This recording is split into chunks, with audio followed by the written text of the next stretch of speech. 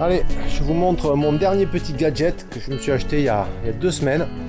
Commandé sur AliExpress et reçu en même pas 12 jours. Donc c'était un stock entrepôt en Pologne. Je pense que c'était le dernier parce que 3 jours après j'ai voulu en recommander un deuxième. Et il n'y en avait plus. Donc c'est un moteur 500 watts, on appelle ça un fat bike, le MX20 de chez Sheng-9 Milo. Une batterie de 48 volts, 15 ampères. Ici, qui permet soi-disant une autonomie de 45 à 50 km si on pédale. Si on pédale pas, on arrive à 20 km. Donc il y a plusieurs modes. C'est une version fat bike, c'est-à-dire avec des pneus un petit peu bien balèzes. Donc ça passe vraiment partout. On a une fourche à l'avant ici. Donc on peut dire que c'est une fourche, mais c'est vraiment le cheap price. Parce que dès qu'il y a des trous, ça claque, ça tape. C'est vraiment pas une fourche de qualité, mais bon, elle existe, elle est présente. À l'arrière, il n'y a pas de suspension, donc le truc, c'est il faut pas trop gonfler le pneu, sinon c'est un vrai ressort. Même si on a des amortisseurs sous la selle, c'est vraiment très tape-cul. L'avantage, c'est que ça accroche vraiment, mais vraiment super bien ces pneus-là. Si le pneu est légèrement sous-gonflé. L'inconvénient, c'est que si on est sur le bitume, on sait ce qui se passe avec les pneus. Comme ils sont sous-gonflés, ils s'usent super vite. Là, il est neuf. Pour l'instant, il n'y a pas grand-chose qui est parti, mais on voit bien déjà que je commence à avoir, commence à s'être usé comparé au pneu avant qui lui est bien gonflé, qui n'a pas trop bougé. Bien gonflé, ouais, c'est un grand mot. Hein. Hop. Ouais, c'est kiff, ils sont gonflés un peu pareil. Donc à l'arrière, on a un petit dérailleur avec un plateau, des vitesses classiques pour pédaler. On a des pédales qui sont rétractables. Ça c'est pour le transport. Une fois qu'on veut le ranger, on peut plier les pédales comme ça parce que c'est un vélo qui se plie ici. Vous voyez, on peut le plier en deux. Moi je l'ai acheté pour aller me balader avec mon fils. Du coup j'ai fait un petit système tout simple. J'ai acheté une selle sur Amazon pour une vingtaine d'euros. Vous allez voir, je l'ai simplement pris ici. Voilà. Là j'ai écarté un petit peu la pièce d'origine pour qu'elle puisse aller sur le tube. J'ai écarté les 2 tiges en ferraille là avec un petit système ou 2 barres là que j'ai pincé pour l'écarter environ d'1 centimètre. Je l'ai simplement fixé dessus. Et franchement ça va super bien. À l'avant, je lui ai fait un petit guidon parce qu'il a 5 ans et il venait prendre ses mains ici là. C'était pas très confortable pour lui.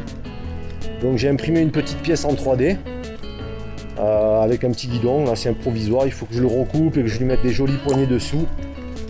Et ensuite à l'avant, voilà, j'ai mis des petits trucs là parce que je vais venir fixer les câbles ici. Vous voyez, mettre une plaque et je vais remonter pour mettre un petit GPS quand je vais aller faire des randos ou des trucs comme ça. Donc c'est un vélo qui marche pas trop mal pour 500 watts, ça pousse pas mal. On a un petit tableau de bord ici qui au départ est configuré sur 3 modes. Bon, c'est un petit peu complexe parce qu'il y a vraiment plein de programmes, des sous-programmes et programmes à l'intérieur. Donc on a traduit le bouquin à ma femme et on a réussi à comprendre un petit peu ce qu'il disait. On l'a reprogrammé parce que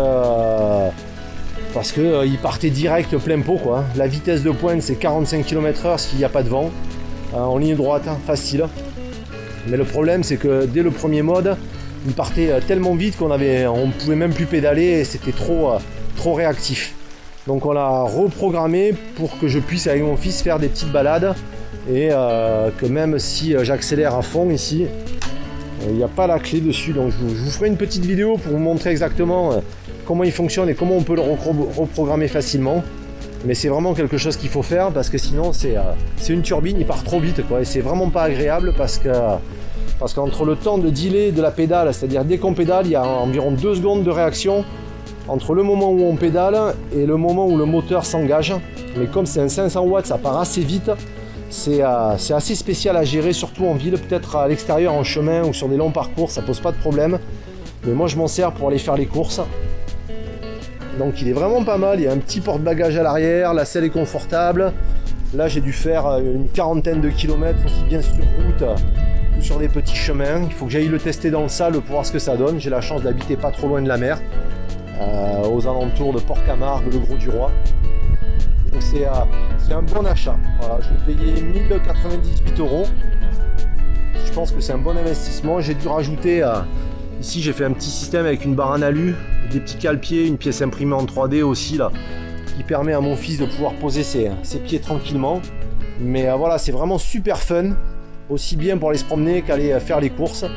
Là, je suis en train de me préparer un porte-vélo directement sur boule pour le fat bike, parce qu'on en trouve sur le commerce, mais ça coûte entre 450 et 650 € le porte-vélo. Et à vrai dire, j'ai trouvé ce système-là, qui est un porte-vélo sur boule amovible, pour 50 €. J'avais la ferraille, j'ai acheté 4 boulons, 2 tiges, donc pour 65 € j'ai mon porte-vélo. Il me reste juste à le peindre, à le finaliser et à vous montrer un petit peu ce que ça donne.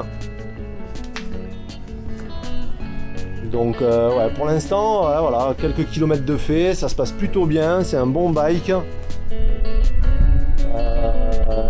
Je vais en commander sûrement un deuxième pour ma femme, pour qu'on puisse tous aller se balader ensemble, parce que franchement pour le prix, certes c'est un investissement, mais si on prend un bon VTT chez Decathlon, voilà, là on a un fat bike, ça reste un vélo passe-partout avec des grosses roues, on peut passer dans tous les chemins, dans le sable, la terre, la gadoue. On verra bien ce que ça va donner avec le temps. Voilà, allez, si vous avez des questions, n'hésitez pas, un petit pouce, c'est cool la vie, et puis on se retrouve pour de prochaines vidéos.